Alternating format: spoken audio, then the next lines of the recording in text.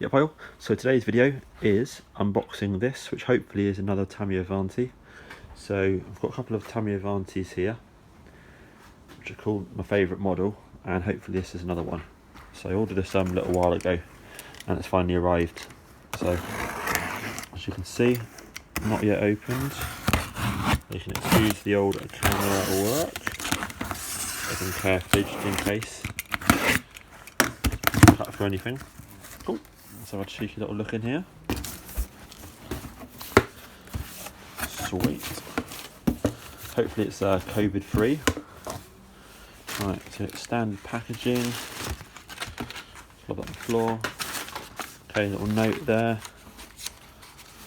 Yeah, cool from the sender. Sweet. Oh yes. Here we go. Right, let's get rid of that then, shall we? Have it on the floor. Sweet. Yep, so clearly is indeed an Avante, and obviously got a modified spoiler, which is interesting. You know, this is part of the character. It's lovely, it's the right colour. Most of the stickers, nicely painted man inside there. Most of the stickers on as well, which is cool. And someone's even written Tamiya Avante on his arms and sort of detailed it and stuff like that, which is pretty sweet.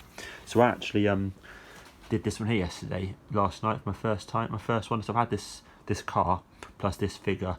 This figure here was just unpainted when I had the car 20 years ago. I wasn't bothered about the figure. I literally loved the figure in the loft along with the stickers. And finally I thought, you know what, COVID, all that sort of stuff, Avantes, let's crack on. So yeah, yesterday I painted that man and stickered him. So it's quite nice to have another one. Yeah. Cool. Let's have a look at this then, shall we? Let's get this car out. Let's put it just there a moment. Cool. Right, there's nothing else in the box.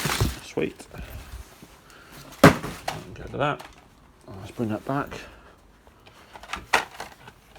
Cool. Right, let's have a look at this then. Nice. So we've got Mardave tyres on it, but original wheels. So these tyres are sweet.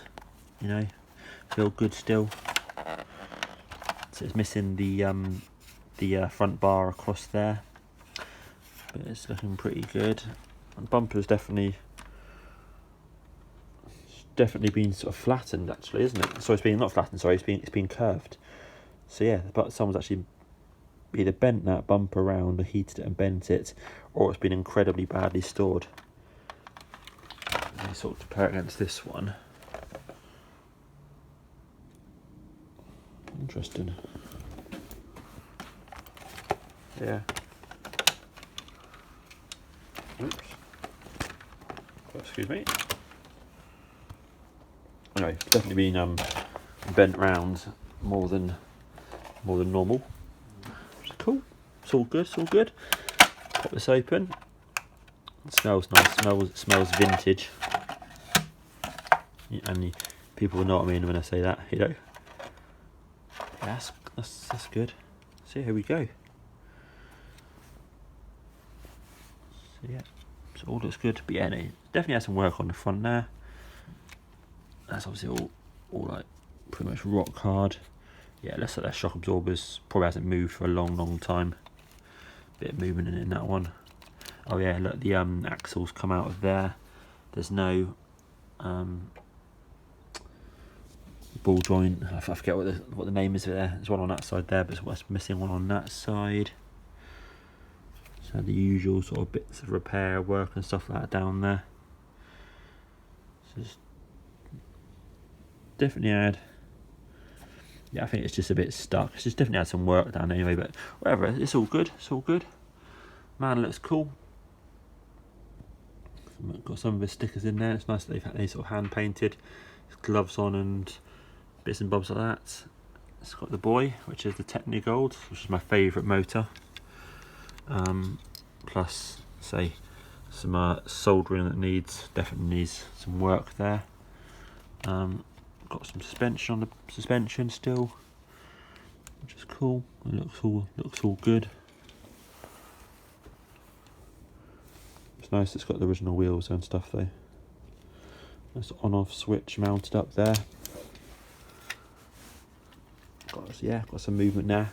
So yeah, definitely something sort of wrong there. We've obviously got a servo. So it's the standard made in Taiwan jobby. Here we go. Oh look, it's actually a Tamiya servo, which is cool. Tamiya TPS148, which is cool. I don't think I've ever had a Tamiya servo on any of my cars. So yeah, it all looks good. So what I'm going to do this one is I'm going to just clean up the chassis and stuff like that, take the man off, clean it all up. I'll then of course inspect the gearing underneath here and underneath the bottom. Same for the front end. I'll sort out this. I'll have to order that part there. I'll sort of make sure there's nothing else that's wrong or broken. But yeah, I'll get that part there in. I've actually got a spare under tray as well for Avante, which is quite fluky, so that's good. Yeah, and I really like that. It's cool. It's interesting sort of seeing that different spoiler. Obviously, I prefer original spoilers and all that, but then again, that adds part of the character. So I'll probably just alter the angle of that a bit more, just to sort of get it a bit more, bit flatter. But it does make it part of the character of the car. Retaining those. I'll do things like this. Eventually I will get another spoiler for it potentially, but I'll certainly put like new screws in, clean it all up, and make it all look absolutely sweet. Replace some of these mullered screws in here and stuff. Yeah, but yeah, that's cool. I'm definitely pleased with it. So it's all good. Nice. And there we are. And like these one here, I'll probably I'm going to upgrade that one to have the Tamiya TBL SE electronic speed controller, which I've just fitted into these two. So I'll have that. I'm also going to fit 2.4 gigahertz receiver. Fly Sky, I'm not sure how you pronounce it, but that's going to go in as well into that new Tamiya. And yeah, I'll get it sorted. This one here was running today for the first time in ages, and it ran really nice for about 5 minutes, and suddenly it just stopped. And I thought, okay, it's all cut out because maybe the new speedometers have some sort of cutout on them, on the ESCs. And it turns out that it doesn't. It's actually the motor. So the technical motor packed up. So I've got to work on that later.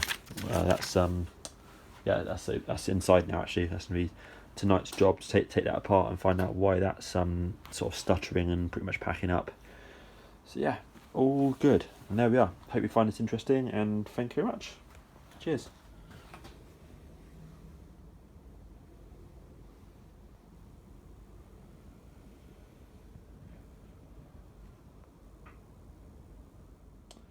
And actually, just a quick follow up on this. I thought this was a bit weird, this one here.